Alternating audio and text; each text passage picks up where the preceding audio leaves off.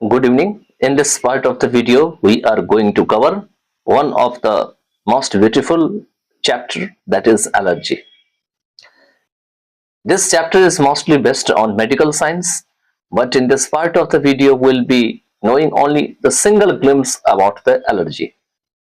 What is allergy? What is the mitigation of allergy? How can you escape ourselves from allergy? And what are the things that we should keep in mind before fighting with allergy. तो allergy जैसे जो chapter है ये medical science के हालांकि है, अगर आपने बायो को अच्छे से पढ़ा है तो ये आपको ज्यादा हेल्पफुल करेगा। साथ में इसमें जो मेडिकल साइंस के टर्म्स के जो है वर्ड्स यूज हो रखे हैं, तो कोशिश करेंगे कि अधिकतर वर्ड्स को हम इंग्लिश टू इंग्लिश समझाने का प्रयास करेंगे। इस चैप्टर में अधिकतर जो है किन बातों पे चर्चा कर रखे हैं उसके बारे में जानेंगे। सबसे पहले है कि एलर्जी क्या होती है, एलर्जी क्या है। दूसरा है किन किन कारणों से एलर्जी होती है, जिसका नाम इन्होंने बाद में एलर्जेंस दे रखा है इस बुक में।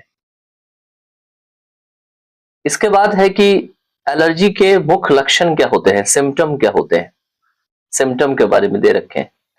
उसके बाद है कि एलर्जी का पता कैसे लगाया गया। उसके बाद है कि एलर्जी अगर हमारे शरीर में होने वाली होती है तो उससे हमें क्या क्या सावधानी हमको बरतना चाहिए, जो आपका चैप्टर के एंड में दे रखे हैं। तो चलिए शुरू करते हैं और जानते हैं इस चैप्टर में। सबसे पहले इस चैप्टर के जो ऑथर हैं, जिसका नाम डॉक्टर राणा एसपी सिंह है, उसके बारे में।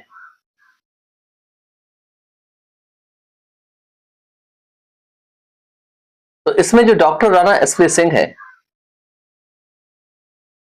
इनका जन्म जो है वो 23 जनवरी 1976 को मच्छागर लाचीराम हथुआ गांव में गोपालगंज जिला में हुआ था। इज ए रेप्यूटेड फिजिशियन, यह एक प्रतिष्ठित चिकित्सक होते हैं। Who has specialised on allergy, जिन्होंने की एलर्जी के ऊपर अपना अच्छे से काम किया हुआ है। He has written a number of articles on health care, उन्होंने स्वास्थ्य सुरक्षा के ऊपर काफी संख्या में लेख लिखे हुए हैं। which have found favor of publication in leading newspaper, जिन्होंने की पब्लिकेशन के लिए अपना स्थान बना लिया है एक जाने माने अखबार में, लीडिंग न्यूज़पेपर में, as well as medical journals. और साथ साथ जो है जो मेडिकल जर्नल्स होते हैं, पत्रिका होते हैं, उसमें भी इन्होंने अपना स्थान बना लिया है। नेक्स्ट है कि third son of A police inspector, इनके पिताजी जो थे पुलिस इंस्पेक्टर थे, जिनका नाम था मिस्टर राम ध्यान सिंह। ठीक है, उनके तीसरे पुत्र थे, इसलिए लिखा हुआ है third son of A police inspector. Doctor Rana SP Singh has several degrees in his credit, Rana SP Singh के पास अब उनके नाम से बहुत सारी डिग्री है, सच एज एमबीबीएस, एमडी जो पीएमसीएच पटना से किए हैं, उसके बाद डीए आरसीजीपी जो कि लंदन से किए हैं। He has read a number of papers in different national seminars. उन्होंने बहुत सारे जो है पेपर्स को पढ़े हैं, अलग अलग सेमिनार्स, जो राष्ट्रीय सेमिनार है उसमें। The recent being a seminar on epilepsy, अभी हाल फिलहाल में एपिलेप्सी के ऊपर सेमिनार हुई थी, उसके ऊपर भी उन्होंने इसको रीड किए हैं। Organised by department of neurology, जो कि न्यूरोलॉजी के विभाग के द्वारा आपको स्थापित किया गया था। Indira Gandhi institute of medical science Patna. ठीक है, तो इंदिरा गांधी जो आपका मेडिकल साइंस पटना में है, वहां से इसके द्वारा ऑर्गेनाइज किया गया था। The present article contains useful tips on how to avoid allergy. अभी जो आप इस चैप्टर में पढ़ेंगे, इसमें आपको कुछ आवश्यक जो है बातें बताई गई है एलर्जी से बचने के लिए। इसमें जो क्वेश्चंस है वो भी आपको इस चैप्टर को दर्शा रहा है कि क्या आप पढ़ने वाले हैं। जैसे दे रखे हैं, answer this questions orally. Orally का मतलब होता है बोल करके, लिखना नहीं होता है। ठीक है, क्या करना होता है, बोल करके। तो ये जो नीचे दिए हुए क्वेश्चन है उसको बोल करके आपको उत्तर देना है। फर्स्ट है, have you noticed that certain food items और the change of weather affect you adversely, क्या आपने ऐसा नोटिस किया है कि कुछ खास प्रकार के जो आइटम्स है और मौसम में जो परिवर्तन होते हैं, वेदर में, ये आपको पूरी तरीके से प्रभावित करते हैं। What happens to you when you take such food items, आपके साथ क्या होता है जब आप इस प्रकार के फूड आइटम्स लेते हैं और find yourself in such a weather, या आप ऐसे प्रकार के मौसम में अपने आप को पाते हैं। अब एलर्जी यहां से शुरू होते हैं।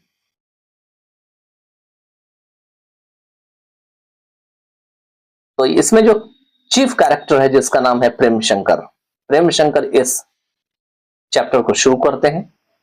याद रखिएगा, प्रेम शंकर से ये चैप्टर शुरू होता है। क्या होता है, प्रेम शंकर को एक दिन क्या होता है, एलर्जी का कुछ सिम्टम दिखता है, तब वो डॉक्टर के पास जाता है। डॉक्टर क्या करता है, बिल्कुल जो सेकंड मेजर कैरेक्टर के रूप में एकदम पूरा अच्छे से एलर्जी के बारे में एक्सप्लेन करके प्रेम शंकर को बताता है। तो one morning Prem Shankar woke up with an itching sensation of pain all over his body। एक दिन सुबह को प्रेम शंकर जो है अपने पूरे शरीर में खुजलाहट की उनको फीलिंग होने लगा, तो उसको लेकर के वो जाग उठे। He could not understand what was the problem with him। वह नहीं समझ पाए या नहीं समझ सके कि उनके साथ क्या हो रहा था या क्या समस्या चल रही थी। He went to a clinic। वो एक क्लिनिक पे चले गए। The doctor examined him and assured him that he would be okay in a few days। Doctor ने उनकी जांच की और उनको यह विश्वास दिलाया कि वो कुछ ही दिनों में ठीक हो जाएंगे। It's just an instance of allergy, he observed। उस डॉक्टर ने यह गौर से देखा और कहा, यह एलर्जी का एक उदाहरण है। प्रेम wanted to know what allergy is। लेकिन प्रेम जानना चाहते थे कि एलर्जी क्या होते हैं। So the doctor explained। इसलिए डॉक्टर ने उनको एक्सप्लेन करके बताया।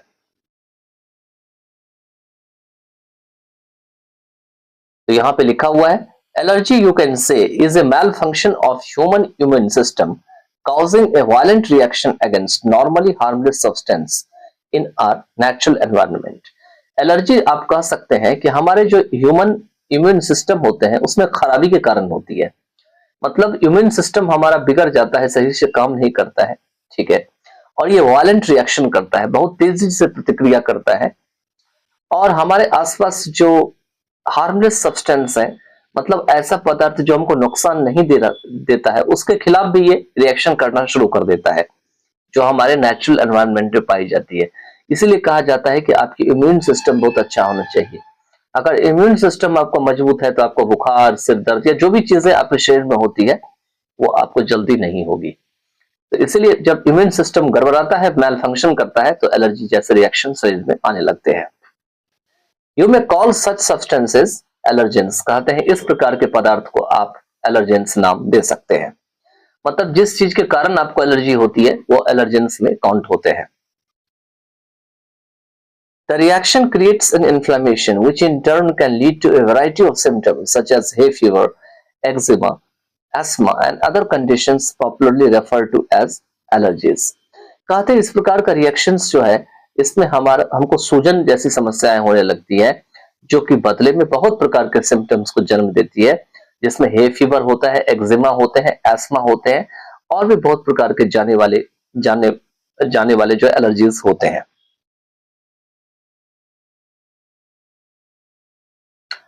नेक्स्ट है, there are genetic and environmental risk factors.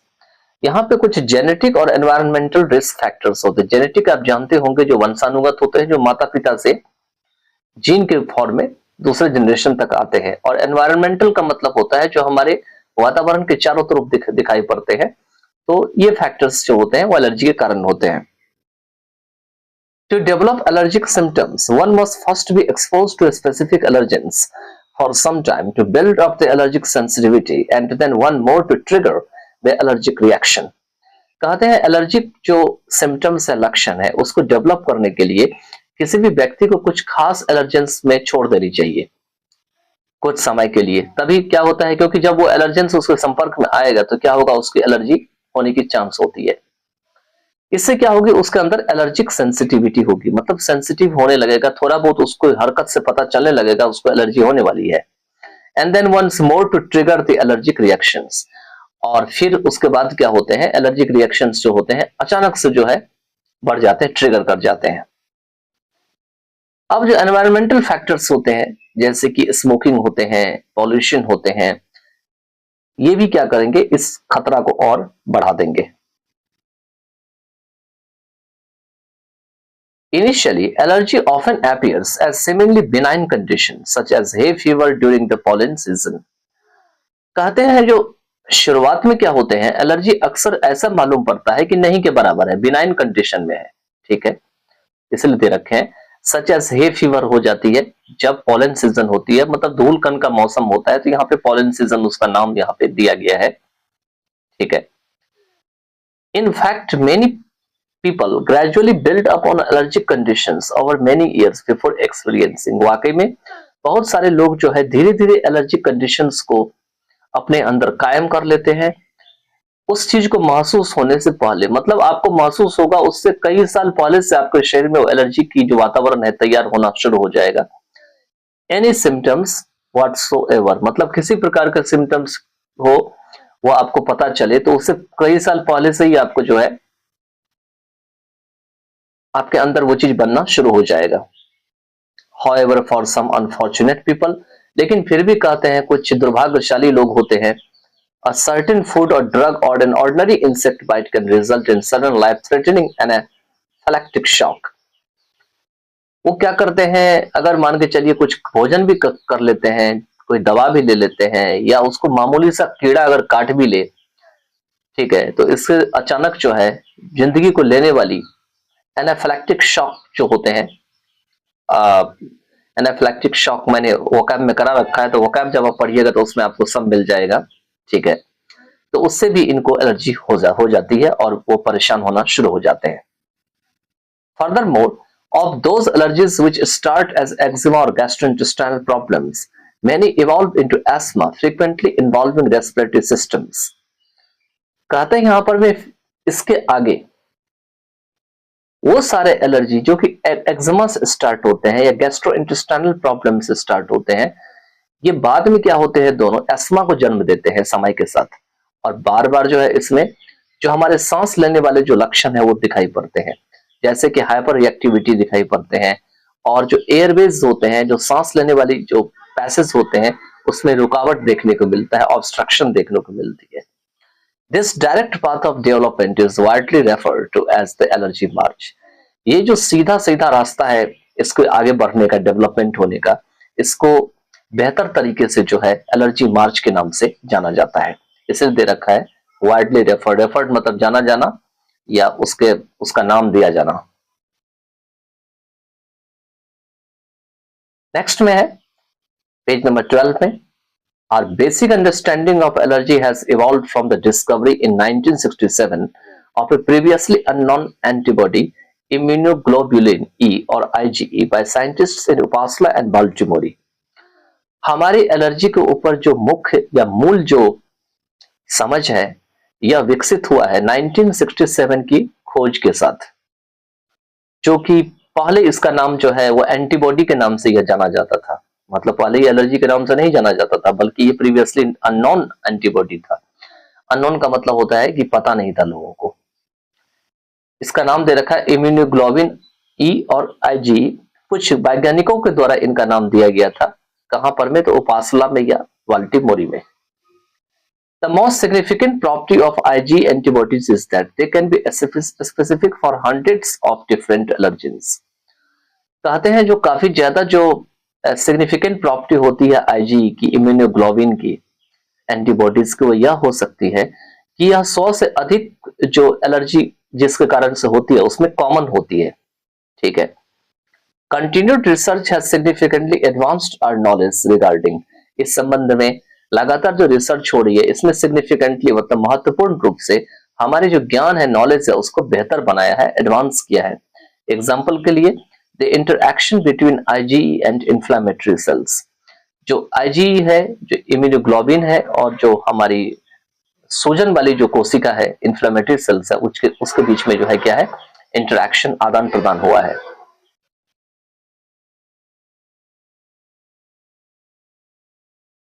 For effective asthma medication, one needs to look beyond the obvious symptoms. कहते हैं यहां पर में कि इफेक्टिव प्रभावशाली जो एस्मा मेडिकेशन है, एस्मा मतलब जिसमें दमा की जो इलाज है, उसमें व्यक्ति को जितना सिम्टम्स दिखाई देते हैं उससे बाहर देखने की जरूरत होती है। एंटीहिस्टामिन एग्जांपल के लिए में provide temporary relief by masking the symptom. ये एक प्रकार का हिस्टामाइन एंटी होता है, मतलब एंटी का मतलब जो किसी चीज से लड़ सकता है। एग्जाम्पल के लिए यह कुछ पल के लिए राहत दे सकती है सिम्टम को ऊपर, मतलब सिम्टम जो होती है, लक्षण होती है, उसको दबा करके या मास्क करके।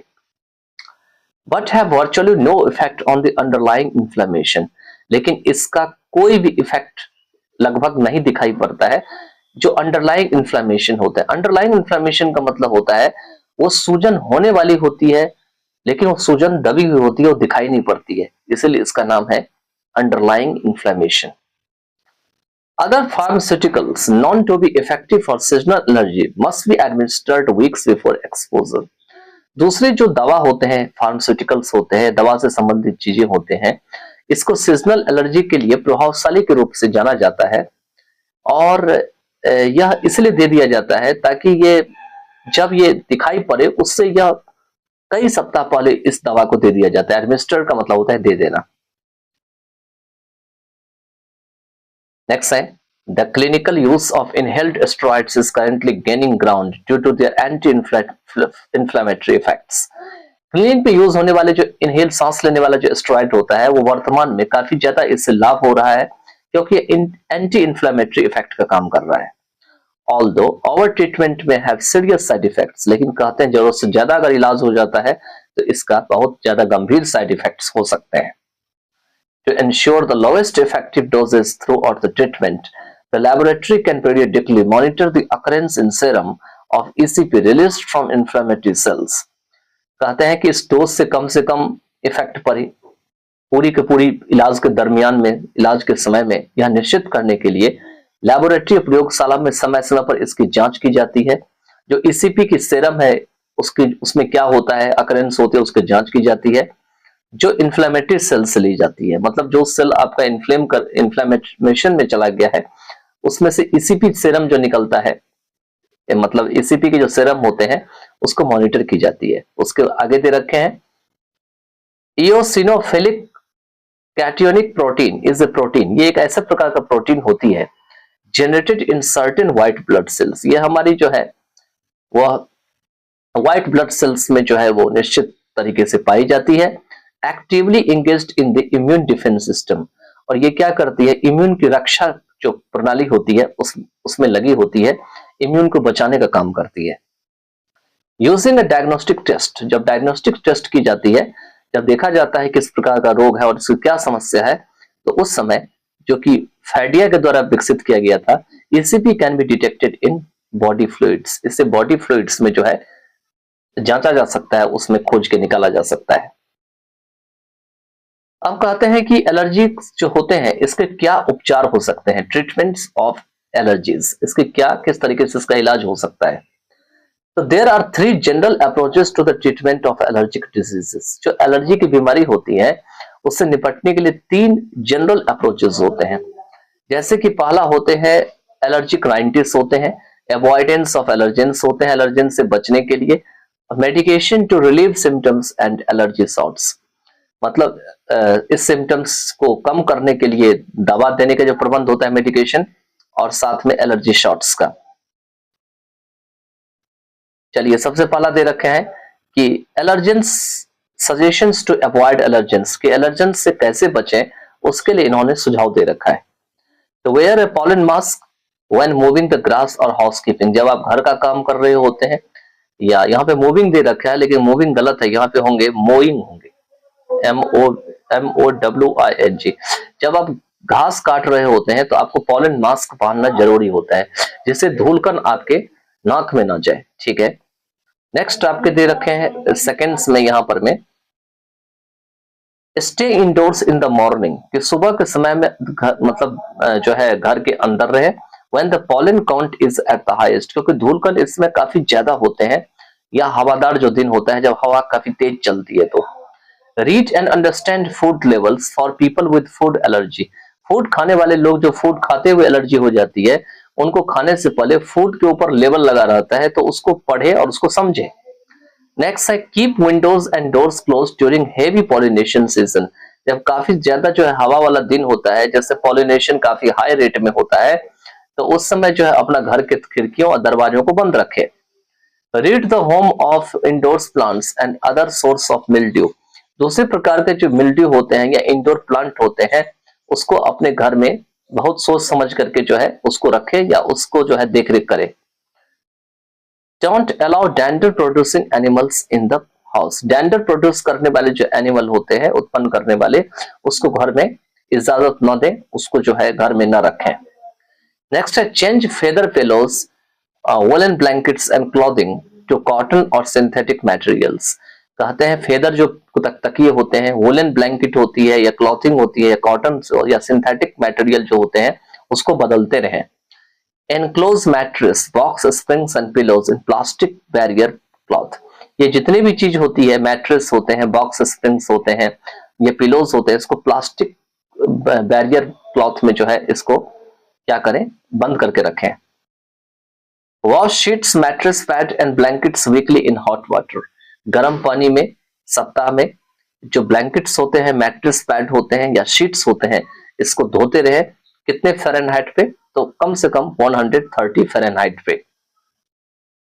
नेक्स्ट दे रखे हैं remove carpets and upholstered furniture, drastic measure. जो अपहोल्स्टर्ड जो फर्नीचर होते हैं और कारपेट्स होते हैं उसको हटा दें। यूज एक्रिसाइड, एक प्रकार का केमिकल होता है जो हॉर्स डस्ट माइट्स को मारते हैं, माइट्स को नहीं पनपने देते हैं घर में, तो इस केमिकल का यूज करें। या टैनिक एसिड सॉल्यूशन का यूज करें, solution that neutralises the allergens. ये क्या करते हैं, एलर्जेंस की जो पावर होती है उसको खत्म कर देते हैं। इन माइट्स ड्रॉपिंग्स, ठीक है। Some measures for those who can afford, मतलब ऐसे लोग जो कि अफोर्ड कर सकते हैं, उसमें पैसे खर्च कर सकते हैं, उन लोगों के लिए दे रखे हैं कि एयर कंडीशनर जो है वो यूज करने के लिए घरों में और कार में, एयर फिल्टर का यूज करने के लिए और ह्यूमिडिफायर का यूज करने के लिए। ह्यूमिडिफायर क्या करता है, ह्यूमिडिटी को क्या करता है, कमजोर कर देता है, उसको कम होने की कोशिश करता है, ठीक है। चलिए, तो इसके साथ जो है चैप्टर एंड होता है। In the next part of the video you will be aware with the word meaning and also the question answers of this chapter. Bye then take care of yourself.